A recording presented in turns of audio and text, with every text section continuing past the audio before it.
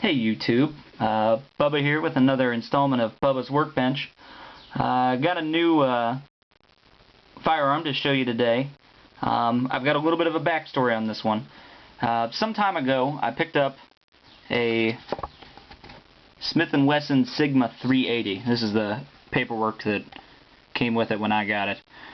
Just a small pocket-sized gun, kind of similar to the Ruger LCP and the Kel-Tecs and, you know, all the little 380 handguns. That's the actual size right there next to my hand. So you can see, not a real large firearm. Had it for a while, shot it a lot, and one day it just started giving me problems. And I called Smith and Wesson and they said, hey, send it back in to us and we will fix it for you. So I sent it in, and I was having rounds stovepiping where they stick straight up in the chamber.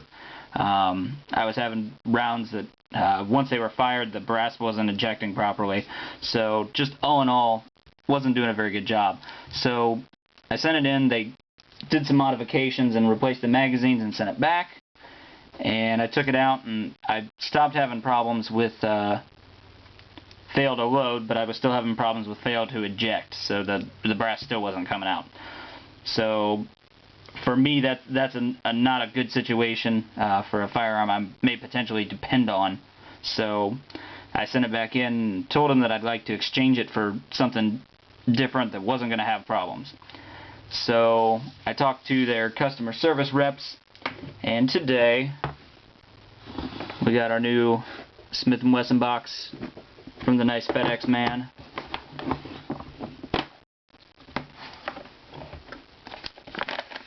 And this is the Smith and Wesson 438 revolver.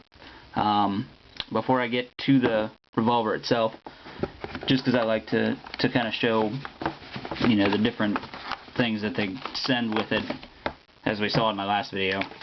You get your little user manual here and a little booklet to join the National Rifle Association.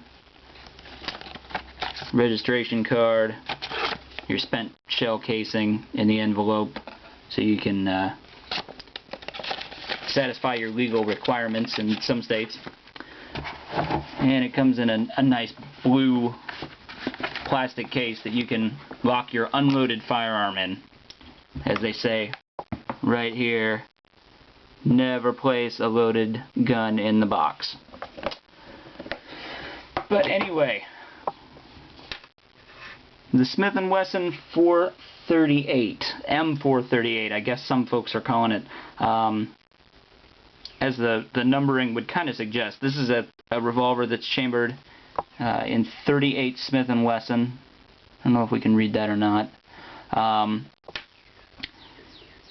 This is what they term a J-frame revolver, so it's a small frame revolver from Smith and Wesson, and it is chambered in the 38 caliber.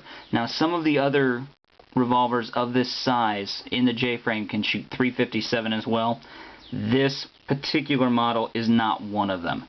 So if you're looking at revolvers and you want something that'll shoot .357, keep looking. This one won't do it. There are several other models that will, but you know, that's something to investigate on your own. I picked this one out for a couple different reasons. Primarily, the reason that I picked this little guy out is I wanted something that I would be able to conceal, either in a pocket or in an ankle holster, or, you know, something like that. So I didn't want something with an exposed hammer. But I also kind of like the idea of being able to shoot your revolver in single action. So this little guy is what they term a shrouded revolver. And if we look right up here on my finger, you can see the hammer spur. Before I go any further, you know, it came from the manufacturer unloaded, but just so we can verify here, nothing in the cylinder. These revolvers can be fired in single action or double action. Double action is when you squeeze all the way through like so. Single action means that we can use our thumb, cock the hammer all the way back, and we can look at the trigger and see how much further back it is. This requires just a hair of pull to be able to release the hammer and fire your round. So that's going to allow you to be a little bit more accurate if you're going to be shooting that way. So I picked this one out because of versatility, basically. It's something that I can go out and shoot double action in a high-stress situation. If I want a little bit more accuracy, I can do that. I can cock the hammer back and greatly reduce the trigger pull pressure that I would have to use, which is just going to make it a little bit more accurate. This is brand new, so I haven't had a chance to go out and shoot it yet, and I will report back on that once I do. But you know, as far as the fit and the finish, you know, it's a fantastic little firearm, which is exactly what I would expect from a manufacturer like Smith and Wesson. It is a dark colored anodized. They do make like a natural metal. I believe the barrel and the cylinder are going to be more of a steel, while the frame is going to be an aluminum compound of some sort. They probably have some other stuff thrown in there too. This one is anodized in a black color, which is going to be, you know, non-reflective, so it's going to be a little bit cleaner that way, which is something I like. But they do make the same model. I believe it is a model 638 as compared to the 438 in the natural color.